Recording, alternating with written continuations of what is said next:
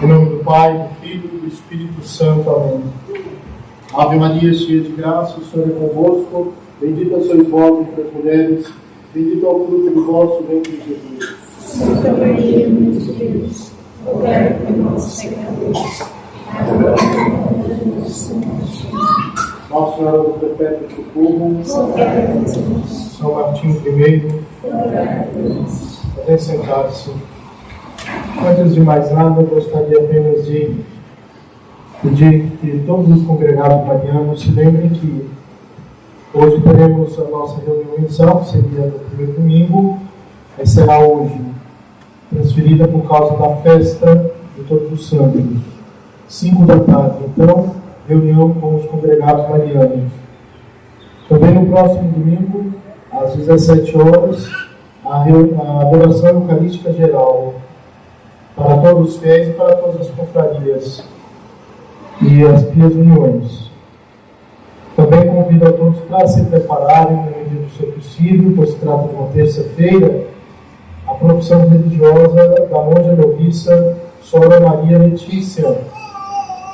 Peço que se organizem para prestigiar a nossa primeira vocação do apostolado, que foi para o mosteiro feminino redentorista. Então, se não puderem estar lá nesse dia, de 21 às 9h30 da manhã, em Formosa, pelo menos a acompanhe com suas orações.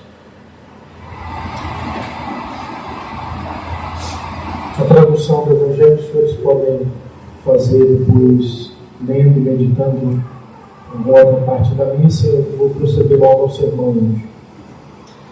Tanto a epístola quanto o Evangelho de hoje, além de complementares, são cheios de preciosos conceitos e elucidações sapientíssimas. A primeira fala da caridade, o segundo, da aplicação da caridade frente ao mal que nos causa grande perplexidade. São baseados nesta expressão, a caridade é o vínculo da perfeição, que os mestres espirituais da tradição cristã encontraram o mais perfeito conceito de vida espiritual. A vida espiritual é a perfeição da caridade. A vida espiritual visa a perfeição da caridade. Nós buscamos o caminho espiritual tanto para progredir, quanto para nos aperfeiçoar no amor. O belo resultado de uma vida espiritual bem vivida é que, no fim, se percebe que se ama mais e melhor. Pois bem, esse é o vínculo mais primoroso com o qual Deus nos une, a caridade. E no Evangelho de hoje, nosso Senhor nos conta a parábola do joio e do trigo, que, embora semelhante à do semeador, possui um significado bastante distinto. Enquanto na parábola do semeador a semente simboliza a palavra de Deus, nesta representa diferentes classes de pessoas neste mundo. E é justamente um dia após vermos um bom bispo americano ter sido removido do seu cargo sem uma justificativa plausível, um dia depois de assistirmos mundialmente um pequeno bebê, uma criança ser submetida à eutanásia, mesmo com todos os esforços de países vizinhos, mesmo com todas as orações, você decidiu abreviar a sua vida e retirar os seus aparelhos. Naquele país, justamente, onde se protege, por parte do primeiro-ministro, os cachorros. E para cumprir uma consequência prática de uma pessoa sábia que disse: uma sociedade que adora animais consequentemente, ela vai sacrificar humanos. Então, é diante da perplexidade que o mal nos leva a ter, que nós hoje precisamos aprofundar a sapientíssima parábola de nosso Senhor sobre o joio e o trigo. A parábola deste domingo nos mostra, pois, que Deus semeou nesta terra pessoas boas e justas. Primeiro, na criação, com nossos primeiros pais, Adão e Eva. Depois, no anúncio do Evangelho, com a eleição dos 12 apóstolos, que dariam início à igreja. O trigo diz respeito, portanto, à humanidade em sua condição de justiça e santidade, seguindo o projeto original de Deus desde toda a eternidade. A parábola nos diz, porém, que a semeadura de Deus se seguiu à intromissão do inimigo, que é interpretada por São Tomás de Aquino no comentário ao Evangelho de São Mateus da seguinte forma: o inimigo vem enquanto todos dormiam. Ou seja, quando o homem se dispersa e deixa de vigiar e semeou joio no meio do trigo. De sorte que alguns se corromperam, por exemplo, Adão e Eva no princípio, e no caso dos apóstolos, Judas Iscariotes. Na sequência do texto, ao ser questionado pelos empregados se deveriam arrancar o joio semeado pelo inimigo, o dono da plantação, símbolo de Deus, responde negativamente: não. Pode acontecer que arrancando o joio, arranqueis também o trigo. Nosso Senhor nos mostra assim que, embora vivamos em estado de graça, a serviço de Deus durante esta peregrinação sobre a terra, teremos de conviver, o que não significa aplaudir, concordar com erros e injustiças. É impossível erguer neste mundo um paraíso perfeito, e os que se atrevem a tentá-lo, enquanto pessoas humanas, acabam criando no lugar um inferno pior do que o próprio mundo. São os chamados justiceiros genocidas, geralmente ditadores, egoístas e interesseiros. A Igreja, ao contrário do que pregam muitos ideólogos, não pretende plantar um jardim de delícias com sombra e água fresca para todos. O que ela ensina é o dever de um são realismo, de colocar toda a esperança em Deus, o único que com sua graça pode vencer a maldade que existe fora e, sobretudo, dentro de nós.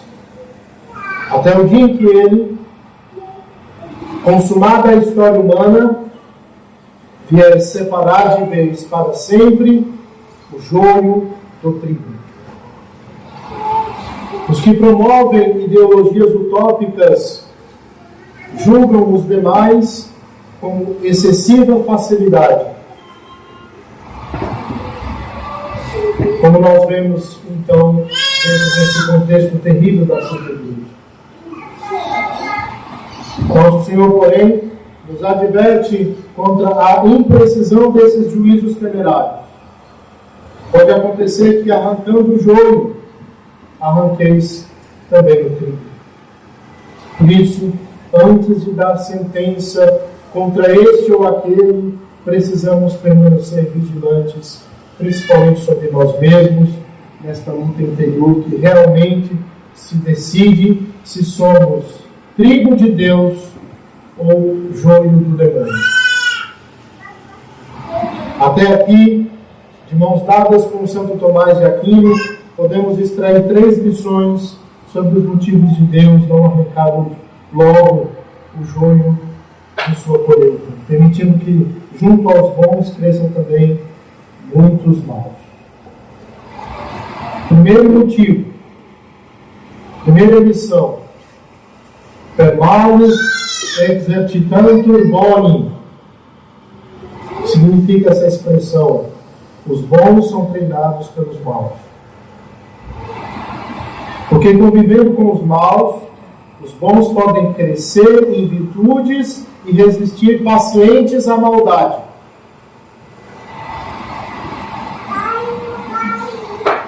Segunda lição: qui malus est, postea bonus fit. Quem é mau no início, torna-se bom depois. Porque para a graça há joio que ainda pode tornar-se trigo.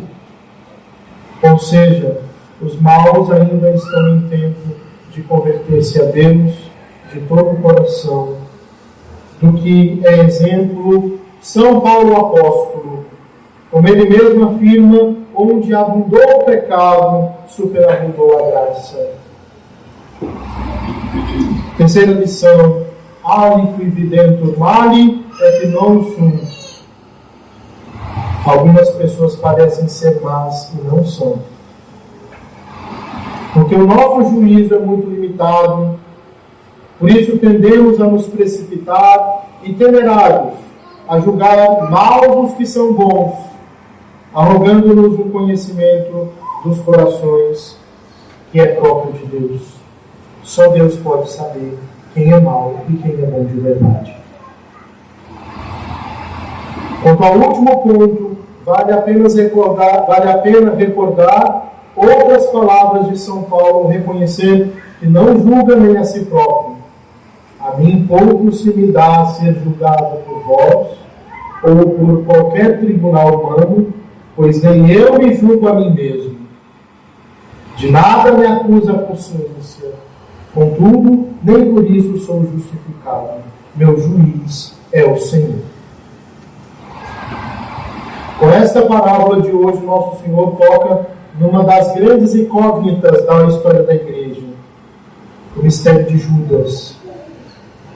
É provável que todos nós, em algum momento, já nos tenhamos perguntado: afinal, por que nosso Senhor Jesus Cristo suportou a presença de Judas entre os seus apóstolos, mesmo sabendo de seus pecados internos e externos, e de sua traição futura?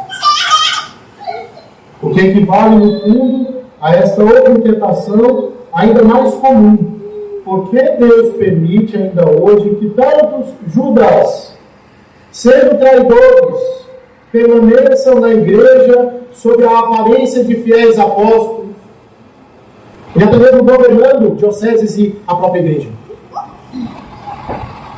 Ainda que não dê a essas inquietações uma resposta que desfaça de todo nossas preocupações e dúvidas, a parábola lança luzes sobre este mistério e nos recorda a necessidade de pôr em Deus a nossa esperança. Nosso Senhor permitiu que Judas permanecesse no colégio apostólico, primeiro, para que pela presença dele os apóstolos tivessem ocasião de crescer em virtude. Segundo, porque ainda havia tempo de ele se converter, como ocorreu com São Pedro, que também traíra o Mestre. Terceiro, porque não queria que os apóstolos se precipitassem em seus juízos, mas confiassem tudo ao parecer do justo juiz, o único que conhece o íntimo dos corações. Que esta palavra desperte em nós a certeza de que em tudo Deus tem um propósito em nossas vidas, inclusive ao permitir a maldade e as provações que nos cercam.